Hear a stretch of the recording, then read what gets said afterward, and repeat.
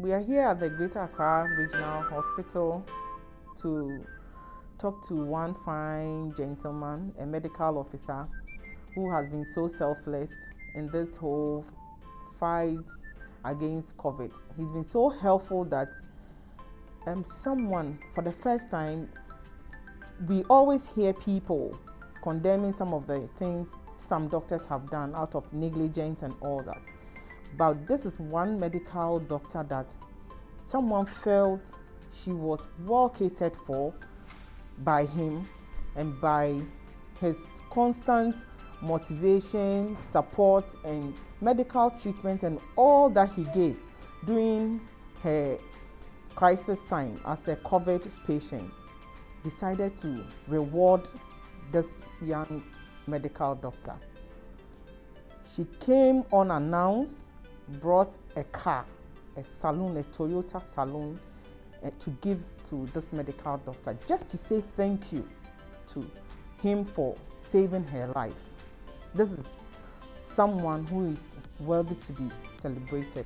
We are here at the Greater Accra Regional Hospital, formerly known as the Rage Hospital, to talk to Dr. Addipa. Dr. Addipa, good afternoon. Good afternoon. How is your car doing? My car is doing well. When am I going to get a lift? I want a lift from Rage here, Accra Regional Hospital, all the way to Tema. Hey! We'll go all the way to Tema General Hospital. Okay. And then back. Well, because I cannot leave the patients, then maybe I'll let my brother come and drive you. Oh, you see? So that I'll be on duty, and then you can cruise and go and come. Did you hear that? Did you hear? You see what I'm telling you? I said this man, his whole life is about his patients.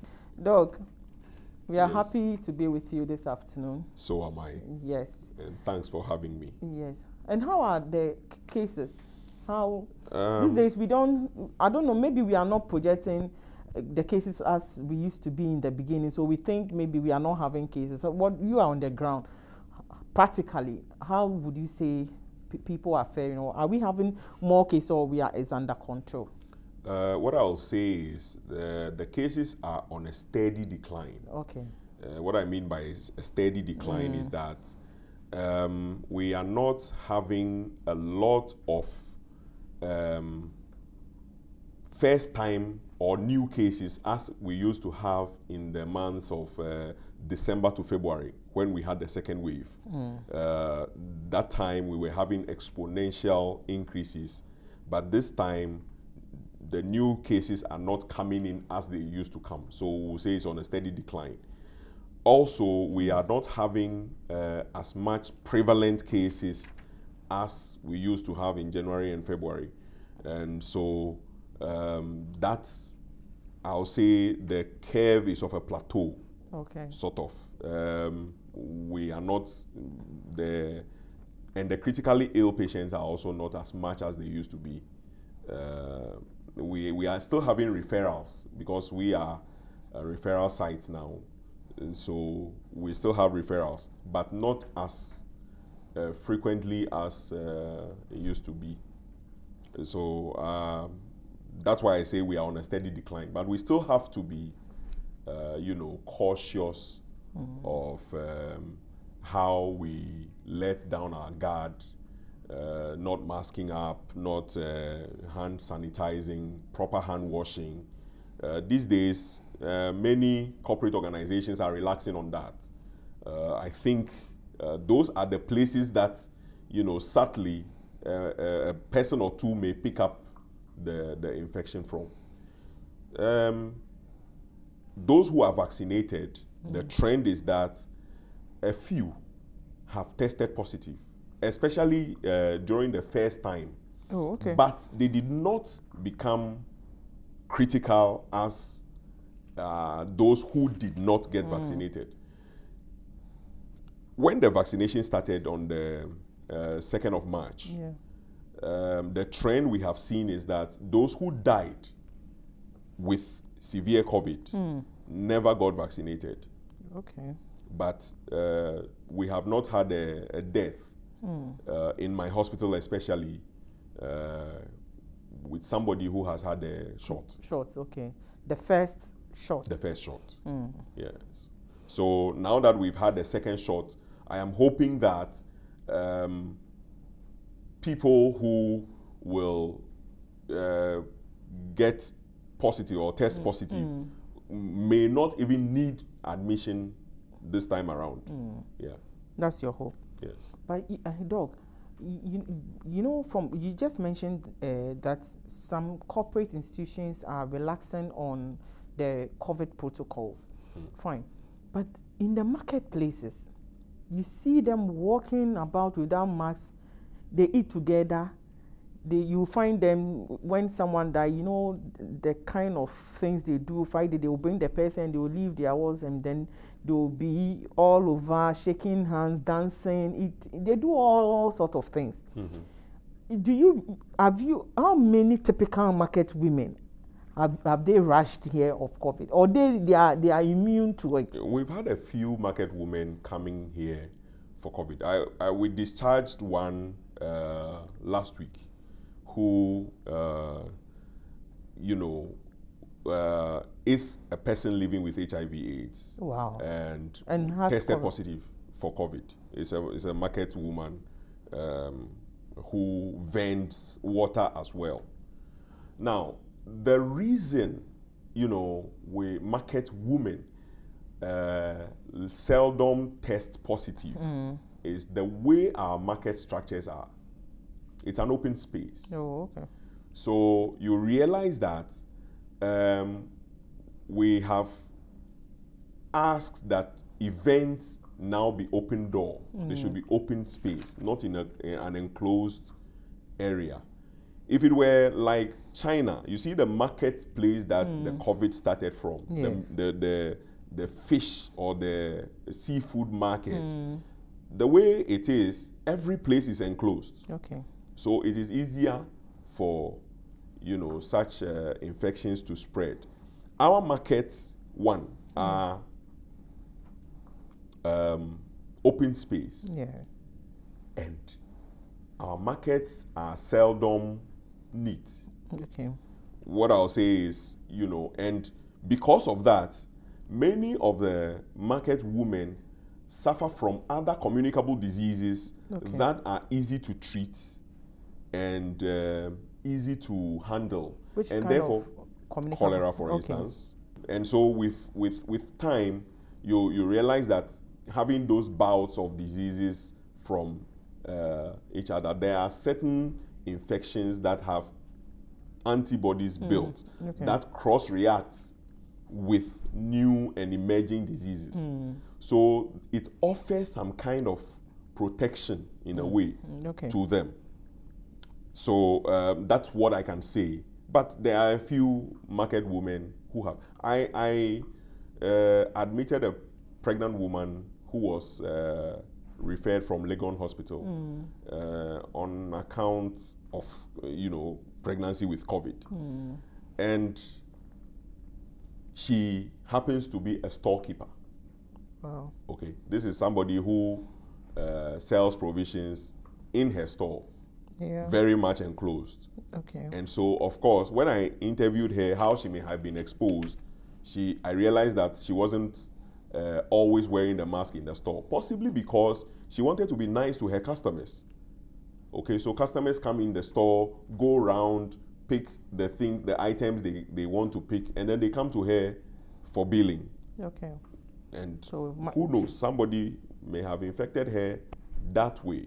Then if we can say I want to come, I come to you and I say that, Doc, I want to test and see my COVID status. Yes. Would I be tested? Yes, you will be tested. And would I pay something? No. Sure. In the Greater Accra Regional Hospital, COVID testing is free. Okay. Absolutely free. I see. And have people coming? Yes, people are coming. And in fact, I have as a COVID management team, we have even made a request to the administration to get a place for us so that people who test positive can come in and have an OPD, a COVID OPD. Oh, okay. Yes. Walk in and go. Yes. So that it wouldn't be just those who were rushed or referred in That's critical. Right. That's right. And also, because we are not doing contact tracing, we are not picking cases that are mild.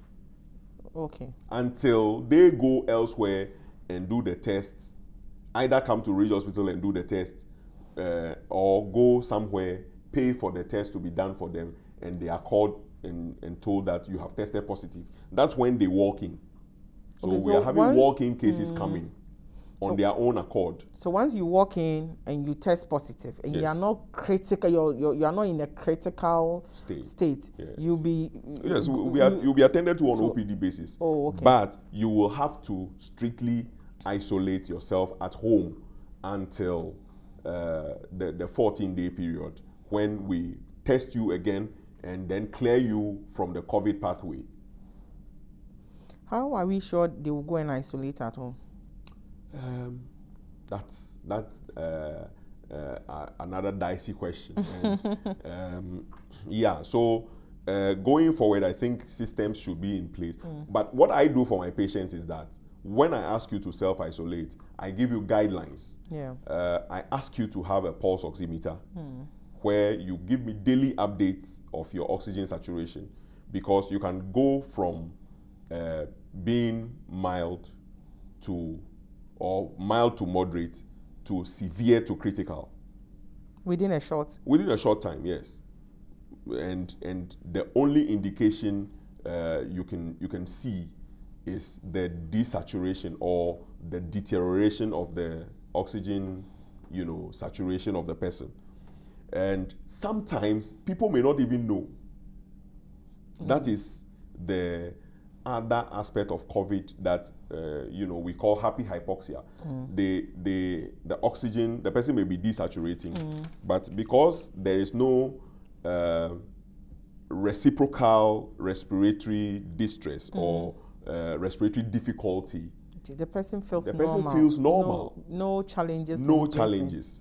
So that is why the pulse oximeter is a very wonderful tool, and it's a very important equipment in the management of the COVID-19 mild to moderate cases. How expensive is this oximeter? Is it very expensive? It ranges depending on the make. I have seen so far the people I've spoken to have either had it between 300 and 500 Ghana cedis. Wow. But once you have the oximeter at home and you check your oxygen level. Or saturation. A lot of people go through the 14-day period without any hitch. And it also depends on the protocol medications that we give them.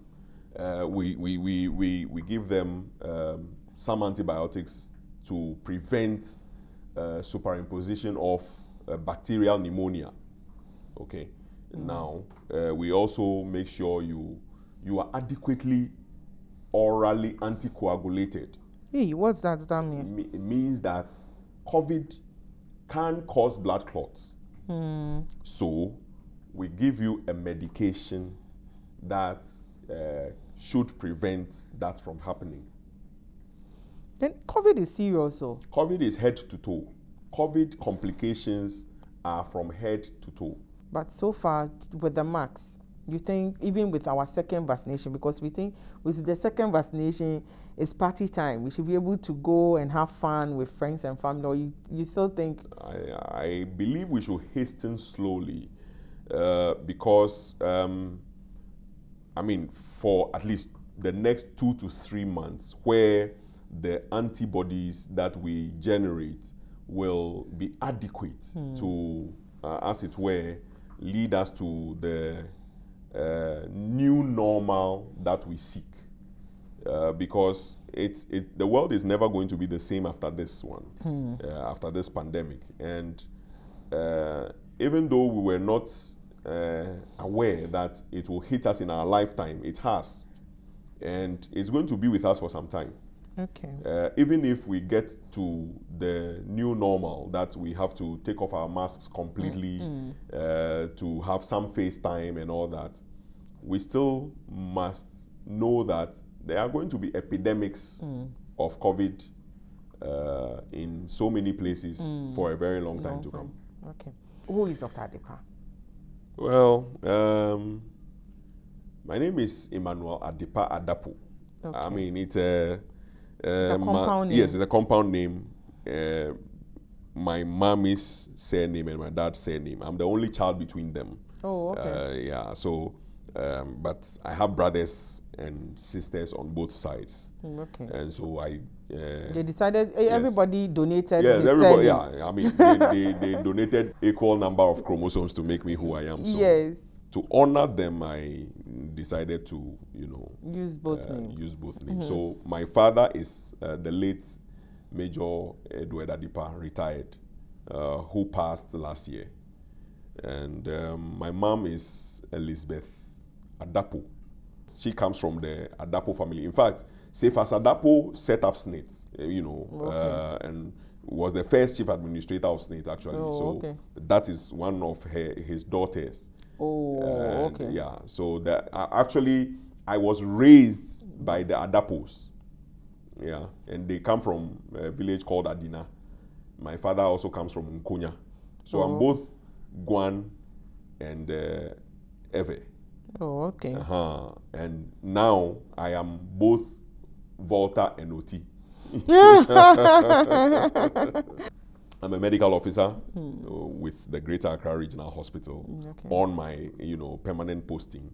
But prior to that, I was a medical lab scientist. I served here in the Ridge Hospital, former Ridge Hospital, for 5 years before I left to China to pursue medicine. And then once that was done, I came back, registered with the Ghana Medical and Dental Council, wrote my exam, and when I passed, I served 2 years as a house officer. That's the normal routine of every medical practice. Once you are done, you graduate, you serve as a house officer. And that's for 2 years in Ghana. Years. Yeah. So you do a 6-month rotation in, I started with surgery. So I served under Dr. Ama. I was in Dr. Ama's team in surgery. But I also did sub-rotations in orthopedics, neurosurgery, and and urology. So those are the subspecialties that I rotated in. And then I did the next 6 months in the pediatrics department. In the pediatrics department, the head of department is Dr. Brew. So I also served under Dr. Andor, Dr. Asante, and Dr. Asante Ano, and the likes, who were really, very good, wonderful consultants that shaped my career in medicine and surgery. Then in the next year, the first year was divided into 2 6 months. So the next year, Ghana Medical and Dental Council says you cannot do the whole 2 years in the same center. Place. So you have to choose a different place. Okay, so we were there when, I had chosen and gotten Brekum. So I should have gone to Brekum. But then there was a crisis. So the then registrar, Dr. Addipa-Adapoe, came out and said, I need somebody to go to Donkokro. Oh, okay. Spontaneously, I just said, okay, let me go. And it happened to be the first time they were going to receive house officers. So I would say I made history with one other house officer. I mean, by then we were called senior house officers. If you finish your first year, in your second year, you become a senior house officer. Okay. So I made history with Dr. Ntiamwa, who went with me and as volunteers. That was when we got to know that the whole of the Afram Plains North and South had just one specialist and one medical officer. The entire Afram Plains North and South. They have only one hospital in Afram Plains. I think Donkokrom is in Afram Plains North. So everybody from Afram Plain South. With just one special. Yes. All they have CHIPS compounds, you know, and some clinics. Yeah. But there's only one specialist, obstetrician gynecologist. So he does all the surgical cases. He does all the obstetrics and gynecology. One person. One person. That's with so much pressure. So much pressure. So our going there was a relief. Wow. I remember that I went there in June, I think. Yes, I went there in June. And that was the time we were supposed to start the second rotation. Look, in the day I was exactly a month old in the hospital, Dr. Brown, they are twins.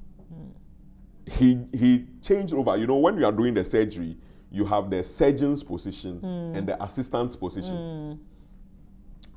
Initially, we were observing him do the cesarean sections and all that. Then, exactly the day I was a month old, we were in the theater. And I don't know whether he was reading or he was taking notes of the months. He just told me, "Ima, change over." So he put me in the surgeon's position and he stood in the assistant's position and said, "Do the surgery." Wow. How did that feel? It went well. And when it went well, then he started traveling, because he and the medical officer, you know, alternated duties. Wow. You know, so when he goes to the clinic, the medical officer will be in the theater and vice versa. But the two of us coming augmented the whole force. team, yeah. And therefore, I mean, now he could, once we knew how to do the surgeries, suture and all that, then he could now also take on, because other responsibilities. Because as the consultant or the specialist, he also had administrative roles that he had to play. But because he could not leave the post, if he left to Koforidua, for instance, where yes, there would be a backlog of cases that have to be, you know, attended to. And but the 6 months over there was a whole relief to them. And I mean, I remember when I was leaving, so many people shed tears. No, they didn't want you to leave. Yeah, and actually the director, you know, it's a Presbyterian hospital, so the director is also a pastor in the Presbyterian church. He's a reverend minister of the Presbyterian church. And even the chaplain, you know, both of them, you know, they wanted, they just wanted me to say yes. I wanted to come back to Donkoko, and they would come to willingly receive you. No, they would come and work my documents themselves. Oh yeah, for your permanent stay. Yes, for my permanent stay there. Wow. However, Greater Accra Regional Hospital also needed you. I remember the day I came with the posting letter. The director didn't let me go home.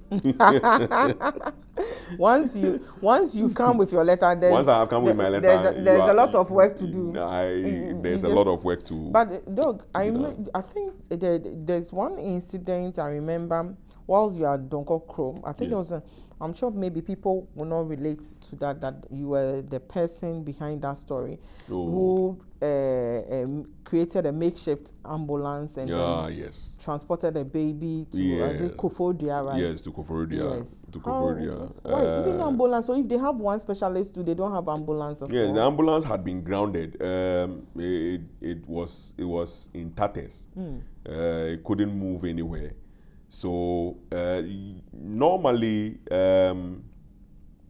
what would be done is, if we had cases, but that case needed an ambulance. Okay. It was something we call birth asphyxia. There's a respiratory difficulty, for the baby. Yes, and also meconium aspiration syndrome. It happened to a lady. You know, we had to do an emergency cesarean section for her because she had a condition we call preeclampsia. Preeclampsia is hypertension in pregnancy. Okay. And that usually, at a point, you have to keep the woman in the hospital until they deliver because they have to be under close monitoring. So that was what we did. However, we realized that the baby's fetal heart, there was fetal distress in the baby, so we had to quickly remove the baby, which we did. And when we realized that he was not responding well after all the resuscitative measures we took, we decided to go to Koforidua, where they had a pediatric department for the pediatricians to attend to the baby. Wow. So then we had to use an ambulance, but we didn't get one. So I want to say thank you to Mr. Boahene. In fact, when he heard there were new doctors coming, he was the one who even renovated our apartment for us. You know, 3-bedroom apartments and all that. And the hospital also, you know, received us. Our gas, everything was basically free. So, and so that evening, I called him, and his new pickup. He just brought it. He just brought it, filled the tank, and you know, gave the key to one of his drivers to bring you to Koforidua. To bring us to Koforidua. In fact, he helped us even to put the oxygen cylinder into the bucket, and we tied it onto the car. So on the way, I connected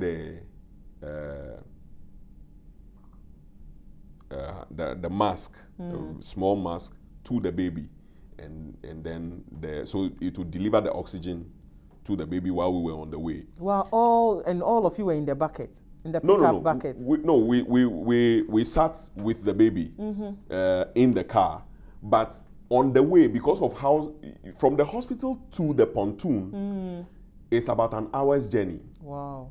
And on the way, I realized that, you see, you have to put water into distilled water into the cylinder, which will act as a humidifier to deliver humidified air. So otherwise, the air will be dry. Dry, okay. To deliver, that's the duty of the hairs in our nostrils. Oh, okay. When you breathe, it humidifies the air before. And we've been using scissors to cut them. We thought they are just a nuisance. And you find people cutting. Yes. So it's not good. It's not good. And you realize that when they do that, in no time, some of them have get cold. I see. I see. Everything has its purpose. Yes. You realize that, I mean, once you have removed the hair, because they trap the bacteria and they sieve the air for you. So once you cut them, you just let everything go in straight, your dust, everything. And a lot of people might even have contracted TB through that because... Oh, I see. It's amazing. Yes. So then we took, you know, and on the way, the water will get finished. So then I will let them stop briefly. I get into the bus and top up, close it, and we journey on. And we did that until we got to the pontoon, and we had to wait briefly. I hear the MP was on her way, so we had to wait for her. I got very angry.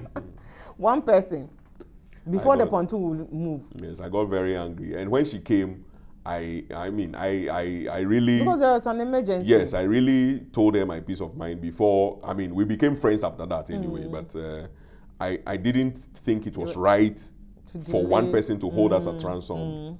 You know, these are some of the delays that occur with our healthcare delivery system. But I mean, we soldiered on. We got to the hospital. Even though we lost the baby later, after the Koforidua hospital had received him, the parents were very thankful for the effort we had put in to save the child. They were, you know. I thought they would be they would be sad they had lost a baby, but they, on the way back, they were just saying thank you, doctor, for what the yes, effort, the effort, even for the initiative of, you know, bringing the child all the way, doing that, having an ambulance improvised to take our child to the hospital. The good news that even became a respite to them was that on our way back, we helped to deliver another baby at the on the pontoon. Yes, just at the station master's station. When they saw that, they didn't take money from me again, and they were so elated that, you know, because the woman had run away from the hospital because she was told that she would be having a cesarean section because she was diabetic. So the station and master, the baby was very big. The one you delivered. Yes, was very big. Where did it take place? It was just at the pontoon, just by the what will I say? Just at the riverside. But yeah, the station masters. We went to his where they usually sleep. Yes. Yeah. So to give the woman some privacy. To deliver. To deliver. Wow. Yeah. So the midwife, who was actually accompanying the woman back to the hospital where she had run away from. And she ran away from the hospital? Yes, she ran away from a TBA hospital because, you know, she was attending a CHIPS compound around Echi, I think. And because the baby was big, the midwife could not deliver. So she had to refer to a TBA. She went to a TBA, and a TBA said she would have to undergo a cesarean section because it was a big baby. We say a macrosomic baby because she is diabetic. And because she is not controlling the sugar, it affected the baby. Usually those babies are very big. Okay. So then, because she was told that she would have, she absconded actually. She doesn't want to have CS. No. So she just ran away from the hospital. And then she went back when she thought, you know, she was having labor cramps to the hospital, and the midwife was sending her back to a TBA for an early intervention. And on the pontoon, she went into labor. Wow! So we had to, stop the pontoon, go back, and then deliver the baby. How did you do that? So because she was benched for CS, yes. But this time you assisted for normal delivery. Yes, because yes. I mean, I see. I mean, it was easier for her because it's not her first time. She has, I think that was her 5th or 6th pregnancy. Wow. Also, so I mean, with the experience, and she also, you know, obeyed instructions during the push and pull process until she delivered the baby. So what I did was that I took her after the delivery. I took her with us in our car back to Donkokrom. So I sent her to my hospital for further management. We monitored her, monitored the baby, controlled her sugar, and all that. And she even agreed to, a bilateral tubal ligation, so that she would not have any more children. Yeah. Did you ever expect? Look at the kind of stress you go through on pontoon, on creating makeshift structures just to make people happy, and getting insulted sometimes along the line of duty, and all. Then someone just spring a surprise. You go out, you are going to check on your patient. They tell you that there's a car park, but it's for you. I did not expect it. I must say, it came as a surprise to me.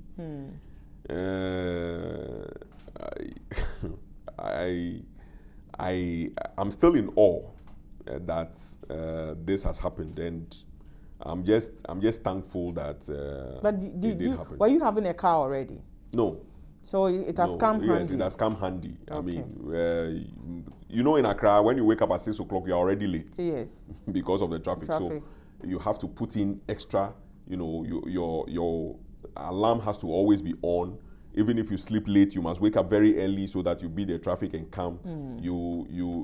I mean, because you will be receiving, you know, every day you will be receiving referrals. Yeah. And I mean, Ridge Hospital has a policy of not tolerating this no bed syndrome. So you have to be on top of the game and get to work early and, you know, attend to. Yes, and attend to other duties, especially see to the patients, and, you know, also get your bosses to get administration to get things to the center that will help you work and all that.